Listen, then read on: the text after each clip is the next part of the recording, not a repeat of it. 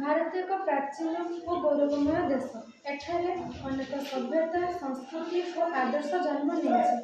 ଆଜି ଭାରତ ଦୁନିଆର ସବୁଠୁ ବଡ଼ ଲୋକତାନ୍ତ୍ରିକ ଦେଶ ଭାବେ ପରିଚିତ। କିନ୍ତୁ ସତ୍ୟ କଥା ହେଉଛି, ଆମ ଦେଶ ଏଯାଏଁ ସବୁ କ୍ଷେତ୍ରରେ ସ୍ୱାଧୀନ ହୋଇନାହିଁ।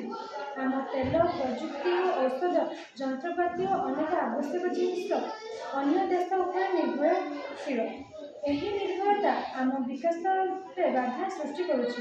ଭାରତର ଆତ୍ମବିଶ୍ୱାସକୁ ସୁଦୃଢ଼ କରିବା ପାଇଁ ଓ ତତ୍ସହିତ ଆତ୍ମବିକାଶର ଉନ୍ନତି ପାଇଁ କେବଳ ଅର୍ଥନୈତିକ ଉନ୍ନତି ନୁହେଁ, ବରଂ ସାମାଜିକ, ଶିକ୍ଷା, ପ୍ରଯୁକ୍ତି, ଶକ୍ତି ଓ ନୈତିକ ମୂଲ୍ୟର ସମଗ୍ର ବିକାଶ ଯଦି ଆମ ବିକଶିତ ଭାରତ ଗଢ଼ିପାରିବ, ତେବେ ଦେଶ ଦୁନିଆରେ ଗର୍ବିତ ସ୍ଥାନ ଅଧିକାର କରିବ। ଇନ୍ଧନ ଓ ଶକ୍ତିର ନିର୍ଭରତା ଓ ବିଦେଶୀ ପ୍ରଯୁକ୍ତିର ଅଭାବ ହେତୁ ଆମ ଦେଶ ବିକଶିତ ହୋଇପାରୁନାହିଁ। ଭାରତ ଆଜି ବିଦେଶୀ ତେଲ, ଗ୍ୟାସ୍ ଓ ପ୍ରଯୁକ୍ତି ଉପରେ ଅଧିକ ନିର୍ଭର। ଏହି ନିର୍ଭରତା ଦେଶର ଅର୍ଥନୀତି ଓ ସୁରକ୍ଷାକୁ ପ୍ରଭାବିତ କରୁଛି।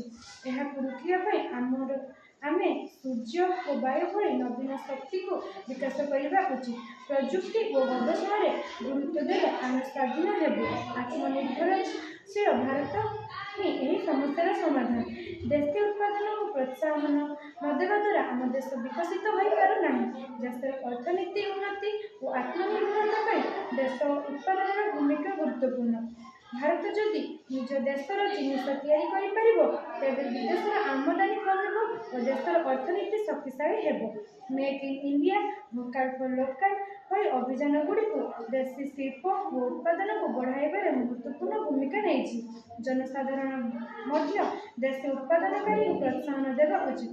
ଯଦି ପ୍ରତ୍ୟେକ ନାଗରିକ ଦେଶୀ ପଦାର୍ଥ ବ୍ୟବହାର କରିବାରେ ଗର୍ବବୋଧ କରିବେ, ତେବେ ଭାରତ ବିକଶିତ ହେବ। ପ୍ରଯୁକ୍ତି ଓ ଗବେଷଣାର ଆଗୁଆ। ଆଜିର ବିଦେଶରେ ଗବେଷଣା ଓ ପ୍ରଯୁକ୍ତି ଦେଶର ଉନ୍ନତିର ମୂଳ ଆଧାର।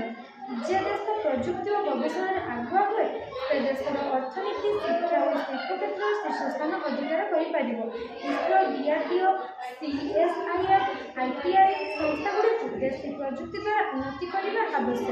ଷ୍ଟାର୍ଟଅପ୍, ଯୁବ ନବସୃଜନମାନଙ୍କୁ ସରକାରୀ ସମର୍ଥନ ଦେବାକୁ ହେବ। AI ଓ ଅଟୋମେଟିକ୍ ପ୍ରଣାଳୀ ଦ୍ୱାରା ଉତ୍ପାଦନ କ୍ଷମତା ବଢ଼ାଇବାକୁ ହେବ।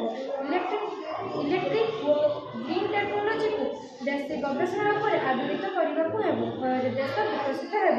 ଶିକ୍ଷା ଓ ଦକ୍ଷତା କ୍ଷେତ୍ରରେ ଉନ୍ନତି କରିବାକୁ ହେବ। ଶିକ୍ଷା ହେଉଛି ମାନବର ଜୀବନର ଆଧାର। ଏହା ମାନବକୁ ଅନ୍ଧାରରୁ ଆଲୋକ ଦିଗକୁ ଗତି କରାଏ। ଶିକ୍ଷା ଦ୍ୱାରା ମନୁଷ୍ୟ ଜ୍ଞାନ, ନୀତି ଓ ବିବେକ ଲାଭ କରେ। ଶିକ୍ଷା କ୍ଷେତ୍ରରେ ଅନଲାଇନ୍